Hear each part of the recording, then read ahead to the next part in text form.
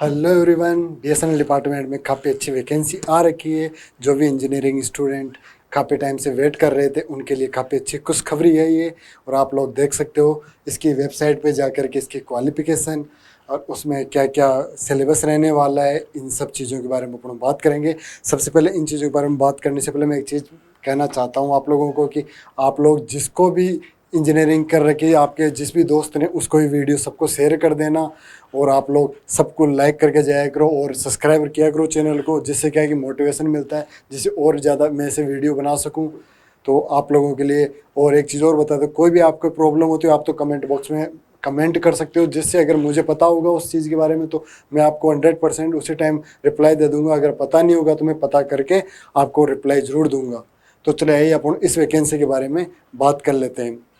ये ये वैकेंसी है बीएसएनएल में जेटीओ की, जूनियर टेक्निकल ऑफिसर की, सॉरी जूनियर टेलीकॉम ऑफिसर की वैकेंसी है ये 2026 की। और इसकी अपन डेट की बात कर लेते हैं, कब ये फॉर्म स्टार्ट हो रहे हैं। ये फॉर्म स्टार्ट हुए हैं 4 जून से ही ये फॉर्म स्टार्ट हो चुके हैं। और इसकी लास्ट डेट है 3 जुलाई। 3 जुलाई तक आप इसके अप्लाई कर सकते हो फॉर्म को। 3 जुलाई तक आप फॉर्म अप्लाई कर सकते हो। और 4 जुलाई को एडिटिंग पीरियड का टाइम होगा इसके अंदर। 4 जुलाई को आपको मौका मिलेगा एक दिन का। और एप्लीकेशन पीरियड, एग्ज़ाम, सबसे अच्छी बात है मैं बता देता हूँ, date and time examination CBT कब होगी आपकी, 2026 के अगस्त के मंथ में इसकी सीबीटी होगी। तो इस आपके पास टाइम क्या बचा है, जून बचा है, जून भी लगभग 20 दिन बचे हैं और जुलाई बचा है। और इधर डेट कितनी है, अगस्त में फर्स्ट मंथ, फर्स्ट डे मान के चलो आप, तो लगभग आपके पास 1.5 महीना बचा है। तो 1.5 महीने में आपकी तैयारी, जो सब्जेक्टिव है तो उनको तो स्ट्रॉन्ग होगा ही, और बाकी की आप कर सकते हो। लास्ट में 3 सेक्शन में होगा ये एग्ज़ाम। 3 सेक्शन में थर्ड सेक्शन है, वो थर्ड सेक्शन जीके मैथ इनका होगा। तो आपको स्ट्रॉन्ग करना है, बाकी सब्जेक्ट का तो आपका स्ट्रॉन्ग होगा ही। ये इंजीनियरिंग वाले स्टूडेंटों को मैं बता रहा हूँ, और मैं क्वालिफिकेशन बताऊँगा कि क्या क्या क्वालिफिकेशन इसमें रहने वाली है। तो आइए अपन बात कर लेते हैं कहाँ पर कौन से सर्किल में कितनी पोस्ट है। तो मैं बता देता हूँ, टोटल 21 सर्किल की वैकेंसी आई है, जहाँ पर अलग अलग स्टेट में अलग अलग वैकेंसी है और कहाँ पर कितनी पोस्ट रहने वाली है। तो मैं बता देता हूँ कि यहाँ पे अंडमान निकोबार में 1 पोस्ट है, अरुणाचल प्रदेश में 1 है, आसाम में 2 है, कोलकाता टीडी में 2 है, चेन्नई टीडी में 5 है, छत्तीसगढ़ में 1 है, गुजरात में 3 है, हरियाणा में 1 है, जम्मू कश्मीर में 1 है, कर्नाटक में सबसे ज़्यादा है, 26 पोस्ट है कर्नाटक में। फिर केरला में 15 है, उसके बाद एमपी में 10 है, महाराष्ट्र में 16 है, नॉर्थ ईस्ट में 3 है, उड़ीसा में 6 है, राजस्थान में 1 है, सिक्किम, तमिलनाडु में भी 1 है, तेलंगाना में भी 2 है, उत्तराखंड में 1 है और यूपी वेस्ट में 1 है। कुल मिलाकर के ये बता देता हूँ कि मैं 100 पोस्ट है इसके अंदर। और आइए अपन बात करते हैं इसके आगे की। हाँ, मैं पे स्केल की बात करते हैं। इसमें पे स्केल रहा जूनियर टेलीकॉम ऑफिसर की, इसका पे स्केल रहने वाला है 16,400 से 10,500 तक। और JTU is a cadre circle cadre and the unit of recruitment will be the respective recruiting circle. और इसमें एक चीज़ और मैं बता दूं, आपको पूरे के पूरे 21 रेफरेंस अप्लाई करना है इसके अंदर। और अगर आप अप्लाई कर चुके उसके बाद एडिट नहीं होगा, तो मैं पहले बता देता हूँ इस चीज़ को। और इसमें एक ऐसा होगा कि BSNL compromise number of circle the recruitment will be the made central and GTU is the recruitment and allotted the particular circle depending on the vacancies their choice and merit. हाँ, दूसरी बात मैं और बता देता हूँ कि ये वैकेंसी जो रहने वाली है, ये आपके जो आप जो प्रेफरेंस भरोगे तो उसमें आपके मेरिट या नंबर के डिपेंड आधार पे आपको वो सर्किल मिलेगा। ये नहीं कि आपने फर्स्ट प्रेफरेंस राजस्थान भर दिया तो राजस्थान ही मिलने वाला नहीं। अगर आपके क्वालिफाइंग नंबर है उसमें और आपको राजस्थान मिला, फर्स्ट राजस्थान प्रेफरेंस में भरा हुआ है और सेकंड नंबर पे आपने हरियाणा भरा है, तो आपको आपके अच्छे नंबर नहीं है, मेरिट वाले को राजस्थान मिलेगा, आपको सेकंड चॉइस मिलेगी। फिर इस चीज़ को आप ध्यान रखना। और ऑल इंडिया की वैकेंसी है ये, आपको ऑल इंडिया में कहीं पे भी पोस्टिंग मिल सकती है। 21 की 21 सर्किल पे पोस्ट मिल सकती है आपको, कोई से भी जगह पे। आप अपनी प्रेफरेंस को, फर्स्ट प्रेफरेंस को 100% मान के मत चलिए कि आपको उसी जगह पे मिलेगा। यहाँ बताया गया है कि देखो, रजिस्ट्रेशन के टाइम में आपको 21 की 21 प्रेफरेंस भरनी है आपको। ये नहीं कि आप 1 या 2 भर के रह गए, नो, 21 की 21 आपको अप्लाई करनी है।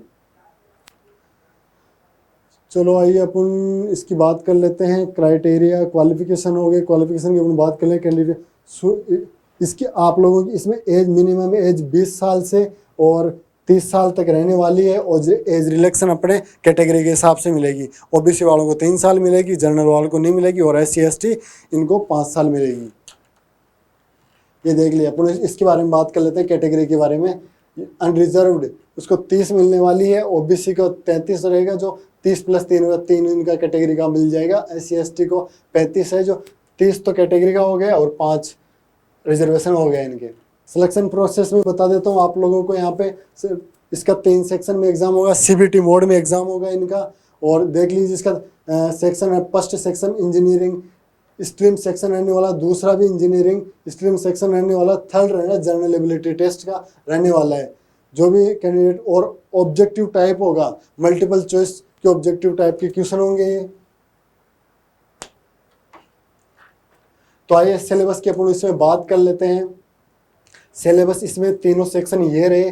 First section engineering stream section रहने वाला, जो 200 नंबर का होगा और 50 क्वेश्चन आएंगे।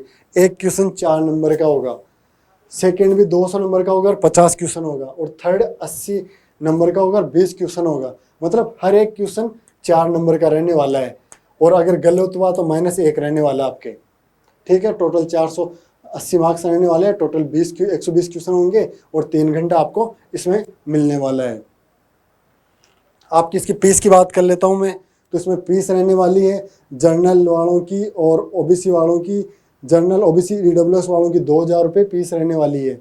और SC ST PW वालों की 1000 रुपये फीस रहने वाली है। तो इस चीज़ का आप ध्यान रखें। जिनकी अच्छी तैयारी हो, फालतू में पैसा वेस्ट मत करना फॉर्म लगा करके। वो लोगों की इसमें फॉर्म अप्लाई करना, क्योंकि जनरल OBC EWS वालों की 2000 रुपये फीस है और SC ST PWD वालों की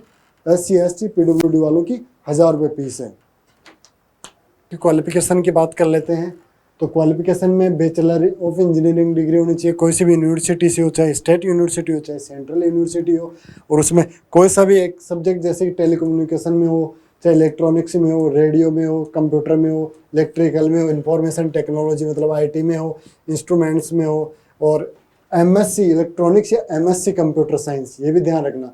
इनमें से कोई सा भी एक चलेगी आपकी डिग्री। चलिए पूर्ण सिलेबस की बात कर लेते हैं। तो सिलेबस में आपके क्या रहने वाला, 3 सेक्शन में आपका इसका सिलेबस रहेगा, जिसमें फर्स्ट में इंजीनियरिंग स्ट्रीम सेक्शन होगा, सेकंड में भी इंजीनियरिंग स्ट्रीम सेक्शन होगा, और थर्ड में जनरल एबिलिटी टेस्ट सेक्शन रहने वाला है। तो अपन सिलेबस की बात कर लेते हैं। सिलेबस फर्स्ट सेक्शन फर्स्ट में क्या रहेगा, जो इंजीनियरिंग का सिलेबस रहने वाला है, मटेरियल एंड कंपोनेंट्स रहने वाला है। सेकंड पॉइंट में physical electronics, electron device and IC रहने वाली है।